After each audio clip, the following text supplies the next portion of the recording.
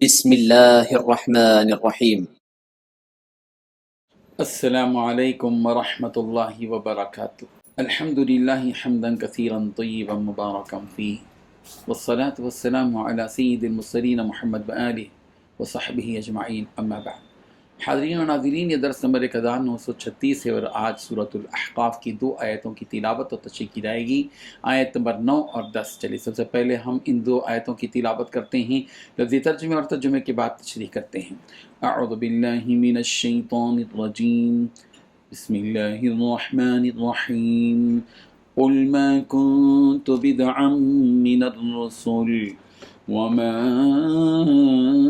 أدري ما يفعل بي ولا بكم إن أتبع إلا ما يوحى إلي وما أنا إلا نذير مبين قل أرأيتم إن كان من عند الله وكفرتم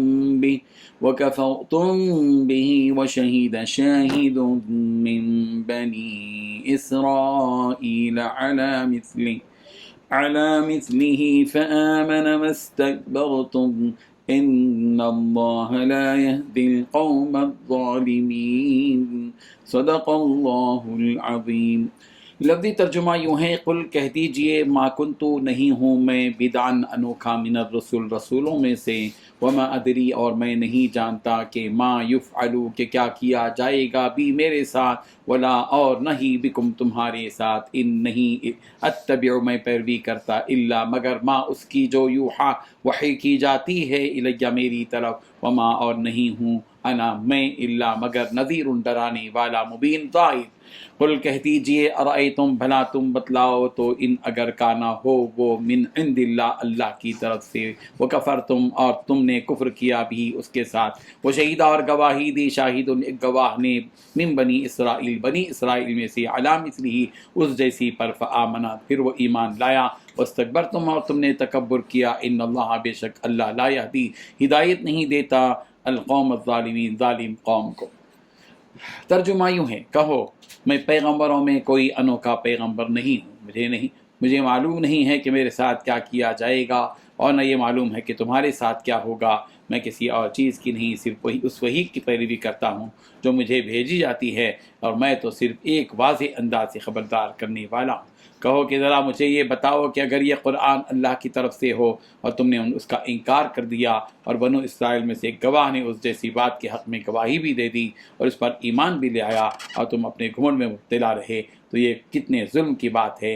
یقین جانو کہ اللہ ایسے لوگوں کو ہدایت تک نہیں پہنچاتا جو ظالم ہیں۔ ان 2 آیتوں میں 9 باتیں بیان کی گئی ہیں۔ پہلی بات، کہو کہ میں پیغمبروں میں کوئی انوکھا پیغمبر نہیں ہوں۔ دوسری بات، مجھے معلوم نہیں کہ میرے ساتھ کیا کیا جائے گا۔ تیسری بات، مجھے یہ بھی نہیں پتا کہ تمہارے ساتھ کیا کیا جائے گا۔ چوتھی بات، میں کسی اور چیز کی نہیں، صرف اس وحی کی پیروی کرتا ہوں جو مجھے بھیجی جاتی ہے۔ پانچویں بات، میں تو صرف واضح انداز سے خبردار کرنے والا ہوں۔ چھٹی بات، کہو کہ ذرا مجھے یہ بتاؤ کہ اگر یہ کتاب اللہ کی طرف سے ہو اور تم نے اس کا انکار کر دیا تو یہ کس قدر ظلم کی بات ہے۔ ساتویں بات، جبکہ بنی اسرائیل میں سے ایک گواہ نے اس جیسی بات کے حق میں گواہی بھی دے دی اور اس پر ایمان بھی لے آیا۔ آٹھویں بات، تم ہو کہ اپنے گھمنڈ میں پڑے ہوئے ہو۔ نویں بات، یقین جانو کہ اللہ تعالیٰ ایسے لوگوں کو ہدایت نہیں پہنچاتا جو ظالم ہیں۔ بزرگان محترم، ان آیتوں میں بیان کیا جا رہا ہے کہ اے نبی، آپ ان مشرکین سے کہہ دیجئے کہ اللہ تعالیٰ نے جتنے بھی پیغمبر بھیجے ہیں، میں بھی انہی میں سے ایک پیغمبر ہوں۔ میں کوئی انوکھا پیغمبر نہیں ہوں کہ تمہاری مرضی یا اپنی مرضی سے کچھ کام کر سکوں۔ جس طرح اور پیغمبر اللہ کے حکم کے پابند ہیں، میں بھی اسی طرح اللہ کے حکم کا پابند ہوں، اور نہ میرے پاس کوئی ایسی طاقت ہے کہ جس سے مجھے پتہ چل جائے کہ کل میرے ساتھ اس دنیا میں یا آخرت میں کیا معاملہ ہوگا، اور نہ ہی مجھے یہ پتہ ہے کہ تمہارے ساتھ کیا ہوگا، میں زندہ رہوں گا یا مجھے موت آئے گی، مجھے کچھ خبر نہیں۔ میں تو بس وہی کرتا ہوں جو اللہ تعالیٰ مجھ سے کہتا ہے۔ اگر وہ مجھے بتلا دے کہ تمہارے ساتھ کل کیا ہوگا تو میں اسے تمہارے سامنے بیان کر دوں گا، مگر اس بات سے تم لوگ یہ نہ سمجھنا کہ مجھے غیب کا علم ہے۔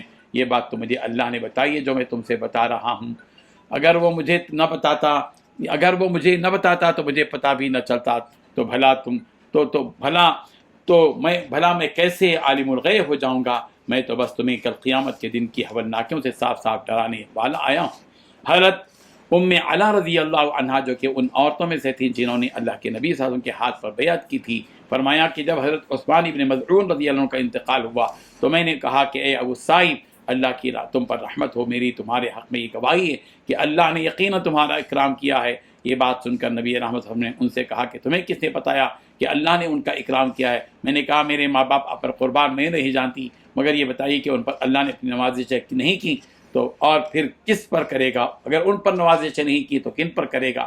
اس پر رسول اللہ صلی اللہ علیہ وسلم نے فرمایا اللہ کی قسم یقیناً انہیں موت آ چکی ہے اور میں بھی ان کے لیے خیر کی امید رکھتا ہوں، لیکن میں خود ایک اللہ کا رسول ہو کر یہ نہیں جان سکتا کہ میرے ساتھ کیا ہوگا، تو پھر کیسے بتاؤں دوسروں کے بارے میں؟ حضرت اکرمہ رضی اللہ عنہ حضرت حسن بصری رحمہ اللہ نے اس آیت ما ادری ما یفعل بی کے بارے میں فرمایا کہ یہ سورہ فتح کی پہلی آیت انا فتحنا لک فتحا مبینا لیغفر لک اللہ ما تقدم من ذنبک سے منسوخ ہے کہ جب یہ آیت نازل ہوئی تو آپ صلی اللہ علیہ وسلم صحابہ کو اس بات کی خوشخبری دیتے ہوئے باہر آئے کہ اللہ تعالیٰ نے ان کی اگلی پچھلی ساری خطائیں معاف فرما دی ہیں۔ اس پر کسی ایک صحابی نے فرمایا کہ آپ کے لیے خوشخبری ہو اے اللہ کے نبی، اور ہمیں معلوم ہو گیا کہ ما یفعل بک کہ آپ کے ساتھ کیا ہوگا، مگر یہ معلوم نہیں ہوا کہ ہمارے ساتھ کیا ہوگا۔ اس پر اللہ جل جلالہ نے سورہ احزاب کی آیتیں وبشر المؤمنین بان لهم من اللہ فضلا کبیرا ویدخل المؤمنین والمؤمنات جنات تجری من تحتها الانہار خالدین فیہا نازل ہوئی۔ بہرحال نبی رحمت صلی اللہ علیہ وسلم کی حقیقت اور ان کی سچائی کو بیان کرنے کے بعد اللہ تعالیٰ ان کافروں کی ہلاکت اور ان کے خسارے کو بیان فرماتے ہوئے کہہ رہے ہیں کہ غور کرو کہ جس قرآن کے بارے میں تم لوگ یہ کہہ رہے ہو کہ یہ اللہ کی جانب سے بھیجا ہوا نہیں ہے، تو اگر یہ واقعی اللہ ہی کی طرف سے ہو تو پھر اس وقت تمہارا کیا حال ہوگا؟ اور یہی سچائی ہے کہ وہ اللہ ہی کی طرف سے ہے، جس کی گواہی تمہارے یہودی دوست میں سے ایک نے دی ہے اور اس نے اس قرآن پر ایمان بھی لا لیا ہے۔ اب تم لوگ گھمنڈ اور غرور میں پڑھ کر اس کتاب کا انکار کرتے ہو جو کہ تمہاری اپنی جانوں سے پر ہی ظلم ہے کہ تمہاری اس حرکت سے تمہاری جان اور زندگی کو ہمیشہ جہنم میں رہنا ہوگا۔ اور جو لوگ ایسے ظالم ہوتے ہیں جو محض غرور و گھمنڈ کی وجہ سے سچ کا انکار کرتے ہیں، اللہ تعالیٰ انہیں ہدایت نہیں دیتا۔